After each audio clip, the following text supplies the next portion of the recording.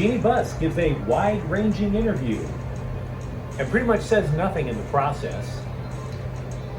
That John Wall-Reggie Jackson fistfight probably ain't happening, but fingers crossed.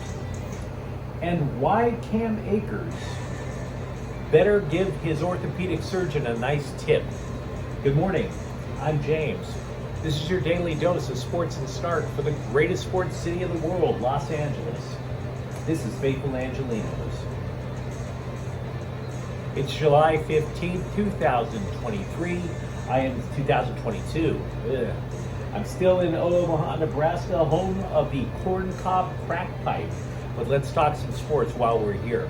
If you like the content we've been putting out about LA sports, feel free to click the like button. Click the subscribe button. There's a notifications bell. Hit that. We put out videos between 9 and 10. It'll let you know it's there. Sharing is caring. Let people know we exist. And by all means, comment. I like hearing from people. Before we go to the news, let's take a quick look at the scoreboard. Dodgers 4, St. Louis 0. Tyler Anderson moves it to 10-1. Gavin Lux hits a 2-run home run. The Dodgers, despite all those injuries, 9.5 game lead in the NL West. Meanwhile, remember how the Sparks thought they were going places? Yeah, not so much.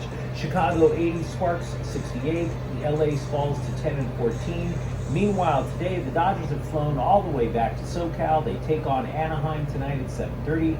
Clayton Kershaw is 6-2. He will face Patrick Sandoval 3-4. Jeanie Buss expects the Lakers to be more competitive this season.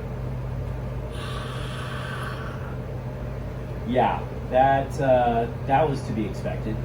Also, quote, nothing will surprise me when it comes to the offseason. We're not making change for the sake of change, end of quote. I will say that the lady controlling the Lakers, she did have some things to answer for, because unfortunately, a lot of the NBA press has just taken little tiny tidbits of this, that, and the other and just blown it out of proportion.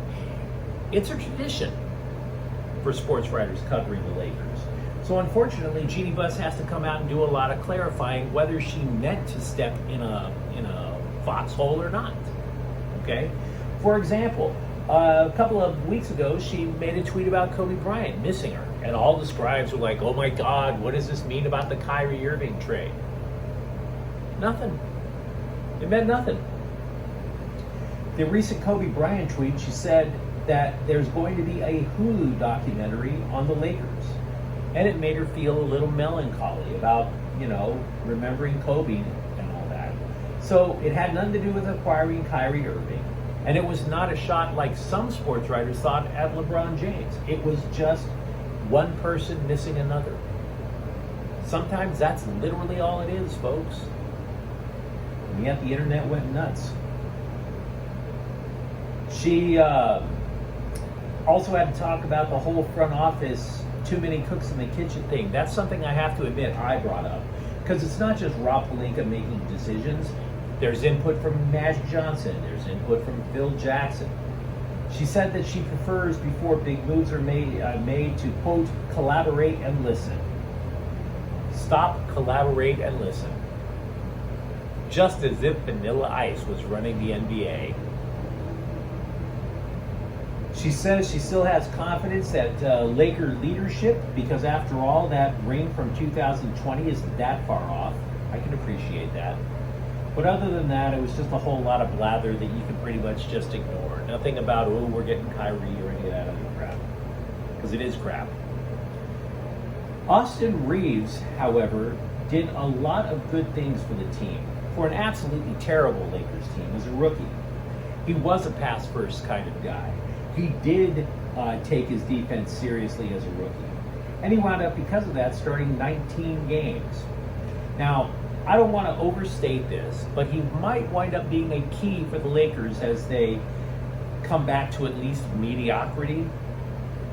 Because they're limited in options for upgrades. So they need some of their players that are on the roster to actually step up their game. Now for him, he's doing 3-a-day workout sessions.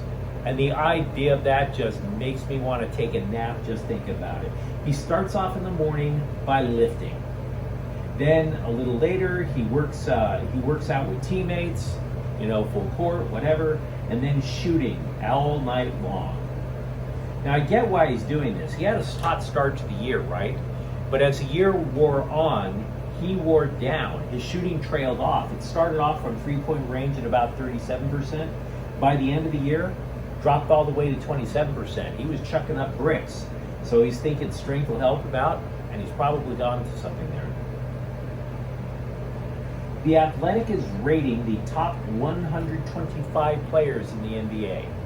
Now, where LeBron James ranks, we don't know yet because they just do it in parts.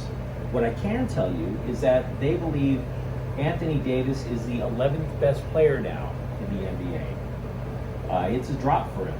The reasons, his jump shot is not as reliable. He still scores inside, though. They like that.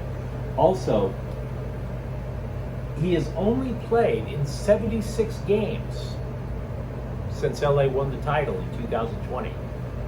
2 full seasons, less than half of the games.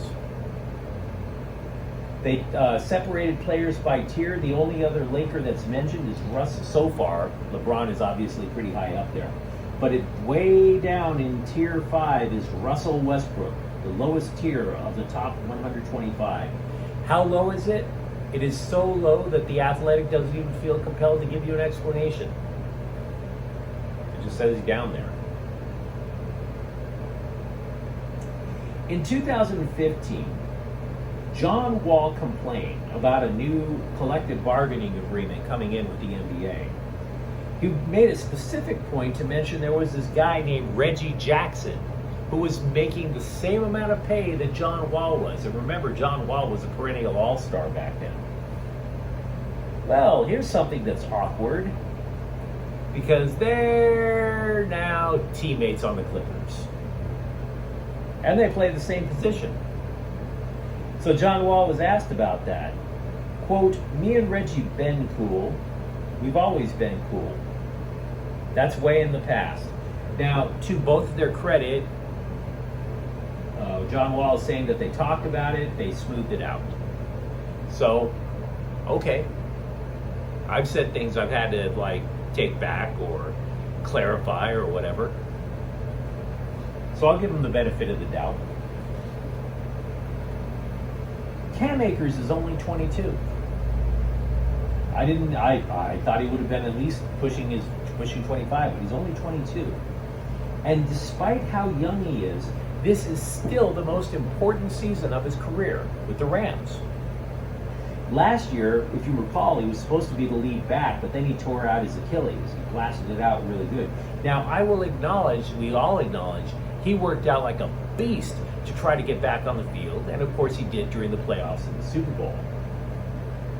But do you remember Todd Gurley? Remember? Todd Gurley was an absolute monster for the Rams under Sean McVay. A receiving threat, a running threat, extremely just piled up yards, but he wound up getting a bulky knee. A couple of years later, poof, he's out of the NFL entirely. So the Rams may have let Sony Michel go to Miami, but that doesn't necessarily mean Cam Akers is the feature back. The Rams added 4 running backs during the offseason. 4 of them. Sean McVay said he wants to even overhaul the running game, completely overhaul it. What does this mean? Well, I mean, for one thing, the Rams used to use play action a lot, and then Matthew Stafford comes in, so they had to make adjustments in the running game there. They don't do play action as much as they used to. But McVay has actually also mentioned that maybe, just maybe, the Rams might go old school and have 2 backs in the backfield. So it's going to be a big change for Cam Akers. Yahoo Sports is asking, with alternate NFL helmets all the rage, should the Rams join the fun? No. Don't do it, LA. Alternate helmets are not fun. They are not cool. If anything, if I was a football player And I had to wear some of these alternate helmets that I see on Facebook. You know, these, let's mash things together. Let's take the Kansas City Chiefs helmet and give it Kansas City Royals colors. Ooh. I've seen that all the time on my Facebook feed. And I'm here to tell you, if I had to wear one of those helmets, I would pray for CTE. I really would. I don't want to look in a mirror and see myself in some of these atrocities that people put out just to get clickbait on Facebook. You know? So I don't want to see it. Oh, we've taken Star Wars characters and put it on NFL helmets. Look. So no, I don't want to see Rams alternate helmets. The horns are classic. They're iconic, even the new ones. If you're going to mash up alternate helmets, I say you take a look at some of the history behind the teams. Why not take the Washington football helmet and put a photo of the owner being a creepo looking at the cheerleaders' locker room? Maybe that doesn't fit on a helmet, but it's either sexual harassment or racism. Your pick, Washington. Go ahead. Mash up your history there. You know, we've been talking about the Dodgers earlier, and just to get you caught up, relief pitcher Graterol is going on the injured list. He has right shoulder inflammation.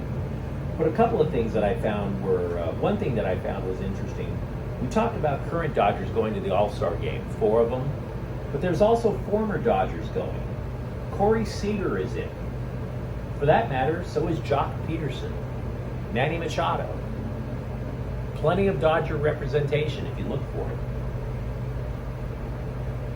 Also with the Dodgers, because life is gross, agent Casey Close is suing radio host Doug Gottlieb for libel.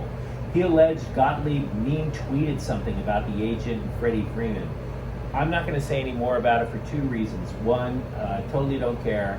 And 2, I have a very strict don't sue me policy, so I don't want to hear from this lawyer. In NHL free agency, the LA Kings are probably done, but that doesn't mean some of their other players need to find work. You can't keep everybody. Defenseman Oli Mata has signed with the Detroit Dead Things for a year.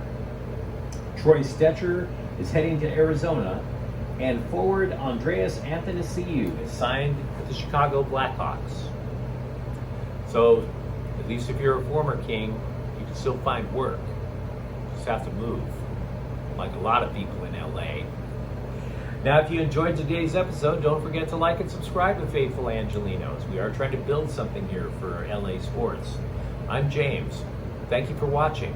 Faithful Angelinos is a Kian Corte El Queso production. Have a great day.